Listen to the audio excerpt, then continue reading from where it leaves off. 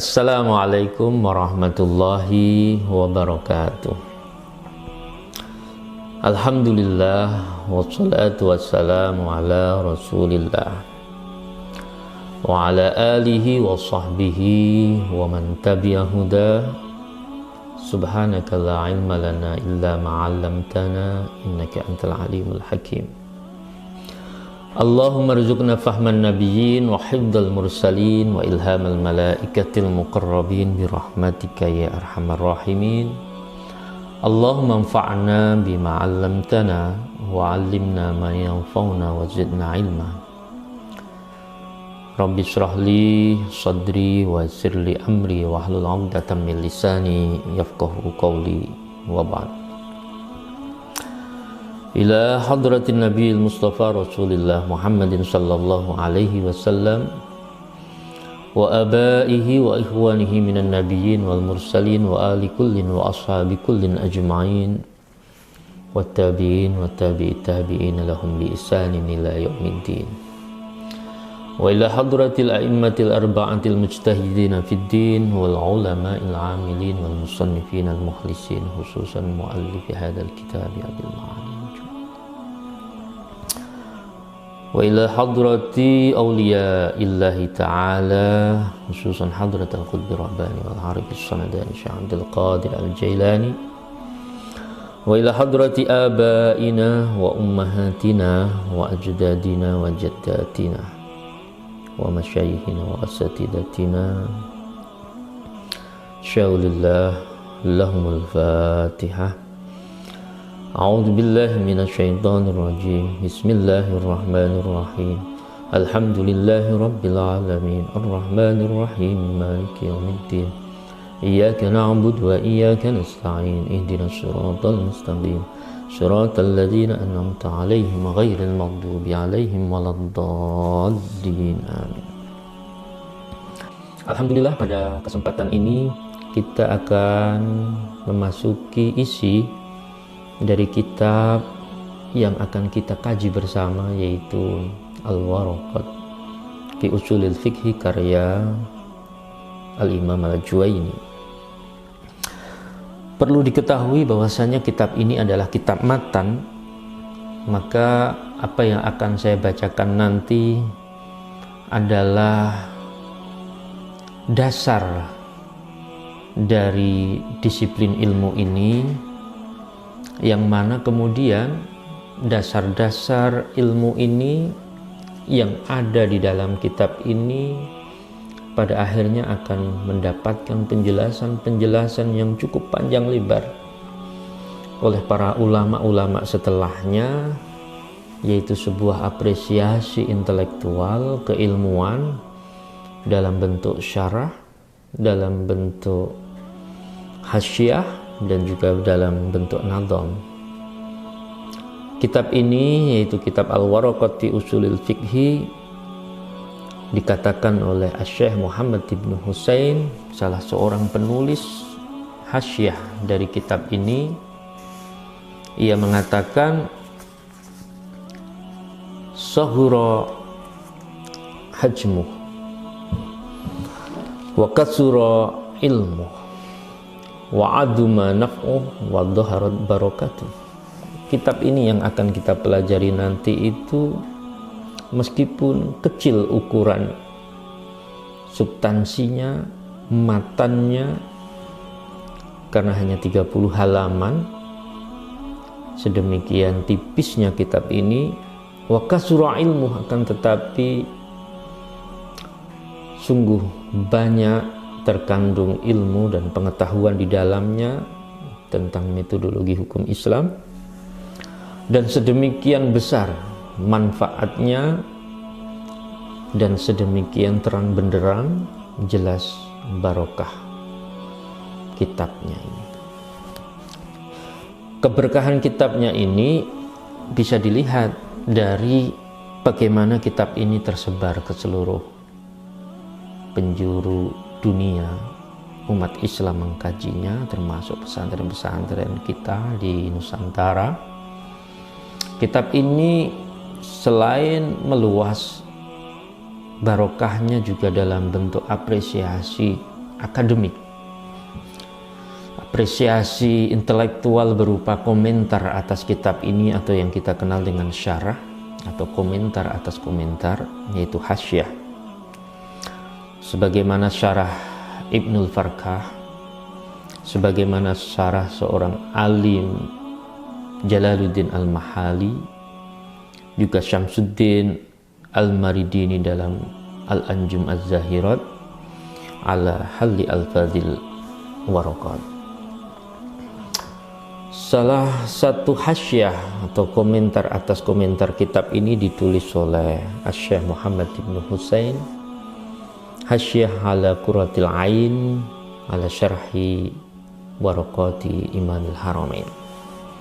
Ini menandakan bahwasanya kitab yang akan kita pelajari ini sungguh merupakan kitab yang penuh dengan manfaat dan barokah, dipelajari sekian banyak ulama, dihafal oleh sekian banyak santri, pelajar, mahasiswa, untuk pertama-tama mereka membekali diri mereka secara mendasar dengan ilmu dalam metodologi hukum Islam sebelum mereka nanti beranjak kepada keilmuan ini yang lebih mendalam. Mereka membangun fondasi, membangun asas, membangun dasar terlebih dahulu dengan kitab ini, sehingga semakin kokohlah keilmuan seorang santri nanti di dalam menguasai bidang atau disiplin ini, yaitu ilmu usul fikih atau ilmu metodologi hukum Islam. Al-Imam Al-Juwaini menuliskan kitab ini pertama dengan memulai mendefinisikan usul fikih.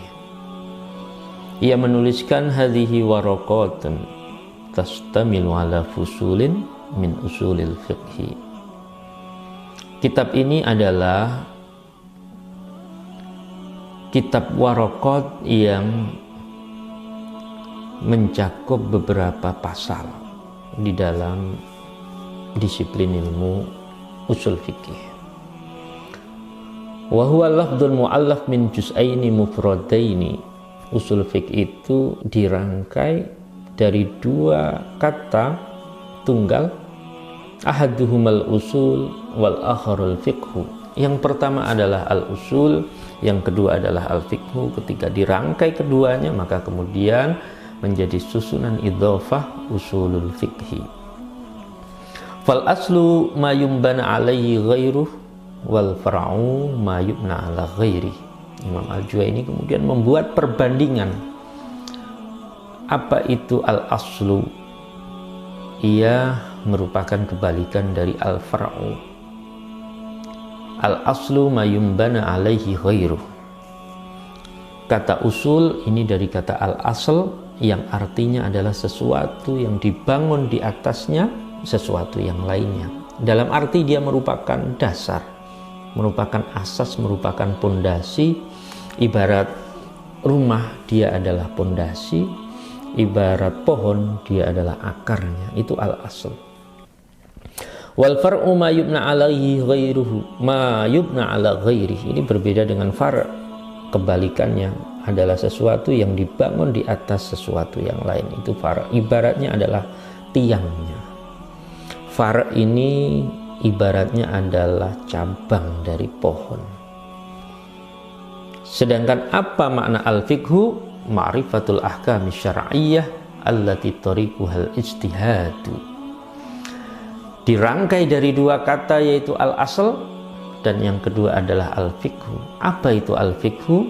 Imam Al-Juwaini mendefinisikan ma'rifatul ahkam asy-syar'iyyah allati tariquha al-ijtihad, yaitu pengetahuan tentang hukum-hukum syar'i yang mana cara untuk meraih, mendapatkan, merumuskannya adalah ijtihad.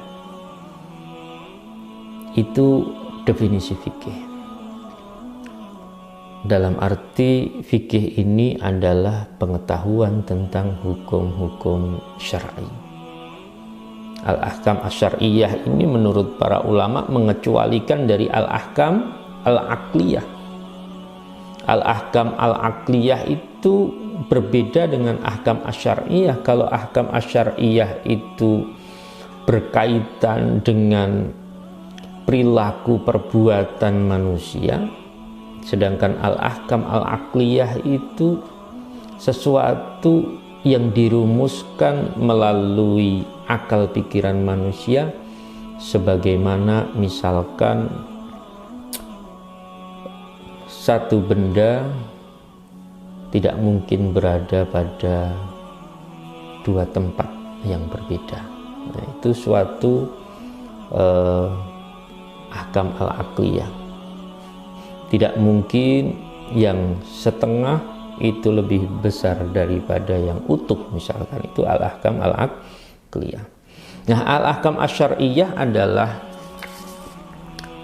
hukum-hukum yang itu terkait dengan tindakan perbuatan manusia, yang itu dirumuskan melalui cara atau metodologi yang terangkum dalam ijtihad atau proses merumuskan hukum-hukum syar'i itu sendiri yang sudah dirumuskan sedemikian rupa oleh para ulama. Di sini Imam Al-Juwaini memulainya dengan menjelaskan tentang variasi ahkam. Bermacam-macam hukum, kategori hukum yang ada di dalam hukum Islam. Di sini menarik memang ketika Imam Al-Juwaini mendahulukan tema ini sebelum ia menjelaskan mengenai abwab atau tema-tema atau konfigurasi bab yang ada di dalam usul fikih. Seakan-akan Al-Imam Al-Juwaini menempatkan ahkam ini bagian dari materi atau penjelasan fikih dan bukan usul fikih. Ia kemudian menuliskan al-ahkamus sab'atun, bahwasanya variasi hukum, kategori hukum di dalam hukum Islam itu ada 7. Yang pertama al-wajib, adalah wajib, wal mandubu dan mandub, wal mubahu dan mubah, wal mahduru dan mahdur, wal makruhu dan makruh, was sahihu dan sahih, wal batilu dan batil. Ini adalah 7 kategori hukum yang para ulama sebetulnya berbeda di dalam menuliskan kategori-kategori hukum ini. Di antara mereka ada yang mengatakan 5, di sini Imam Al-Juwaini mengatakan 7 dengan menambahkan as-sahih dan al-batil, yang menurut sebagian ulama tentunya ini masuk dalam ahkam wad'iyah. Fal wajibu ma yusabu ala fi'lih wa yu'aqabu ala tirkih. Al-Imam Al-Juwaini mulai menjelaskan definisi dari ke-7 kategori hukum ini. Apa yang dimaksudkan dengan wajib? Adalah sesuatu yang mendapatkan pahala ketika itu dilakukan dan mendapatkan hukuman atau siksa ketika ia itu ditinggalkan. Itulah wajib, yang apabila kita lakukan kita akan mendapatkan pahala, dan apabila kita tinggalkan maka kita akan mendapatkan hukuman, akan mendapatkan siksa. Wal mandubu ma yusabu ala fi'lih wa la yu'aqabu ala tarki. Berbeda dengan mandub. Apabila wajib itu kita akan dihukum ketika ditinggalkan, maka mandub la yu'aqabu ala tarki. Apabila ditinggalkan maka tidak akan atau tidak berakibat mendapatkan hukuman. Itu mandub. Tetapi sama ketika ia dikerjakan sebagaimana wajib, ma yusabu ala fi'lih, dia mendapatkan pahala ketika dilakukan. Jadi ada kesamaan dalam wajib dan mandub. Ketika dikerjakan mendapat pahala, tetapi berbeda ketika ditinggalkan. Wajib mendapatkan hukuman, mandub tidak mendapatkan hukuman. Itulah perbedaan keduanya. Wal mubahu ma la yusabu ala fi'lih wa la yu'aqabu ala tirki. Sedangkan apa itu definisi mubah? Sesuatu yang apabila dikerjakan maka tidak mendapatkan pahala. Pun demikian ketika ditinggalkan tidak mendapatkan akibat hukuman. Mandub ini adalah posisi netral. Dia posisi tengah. Yang kita melakukan atau tidak itu sama saja hukumnya. Tidak mendapatkan pahala dan juga tidak mendapatkan hukuman. Wal mahdhuru ma yusabu ala tarkih wa yu'aqabu ala fi'li.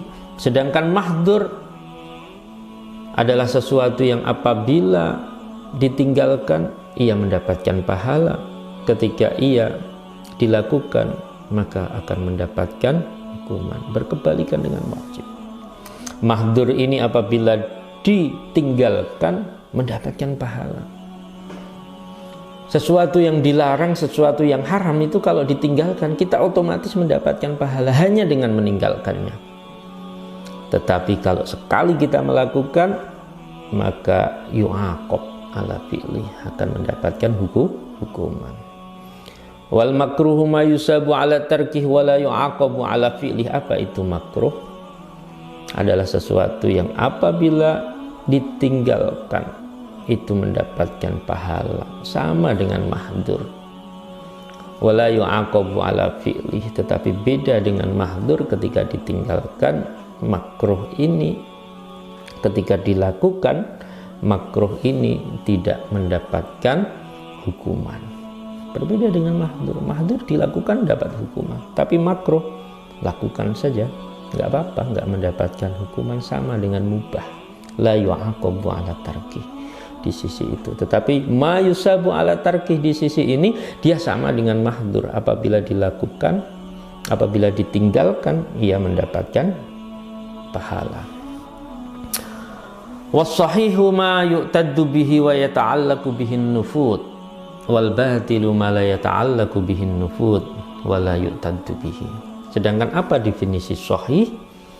Atau kalau dalam bahasa Indonesia sah begitu. Sedangkan batil dalam bahasa Indonesia ya batal begitu.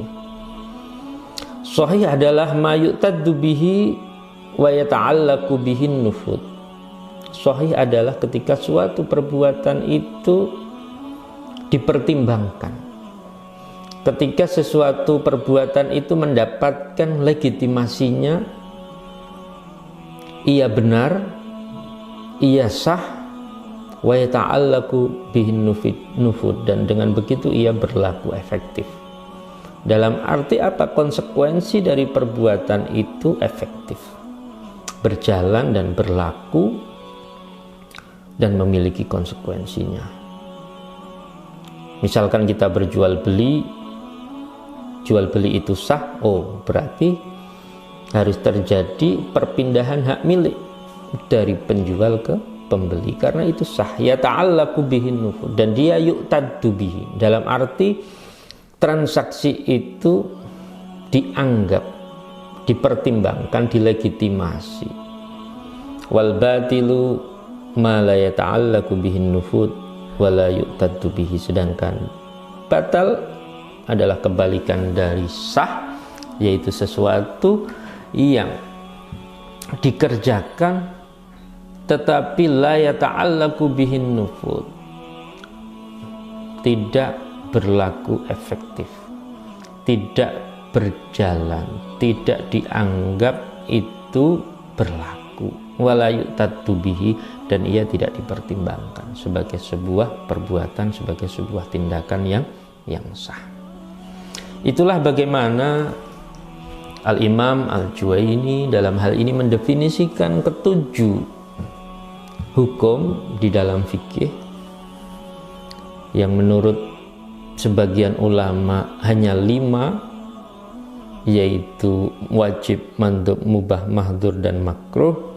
Tetapi di sini Imam Al-Juwaini memasukkan as-sahih wal batil termasuk di dalam al-ahkam, termasuk di dalam kategori-kategori hukum. Dan demikian tadi bagaimana Imam Al-Juwaini menjelaskan satu persatu kategori-kategori hukum di dalam hukum Islam yaitu wajib, mandub, mubah, mahdur, makruh, sahih dan batil. Baiklah, Allahul muwaffiq ila aqwamit thoriq. Wassalamualaikum warahmatullahi wabarakatuh. Saya cukupkan sekian. Wassalamualaikum warahmatullahi wabarakatuh.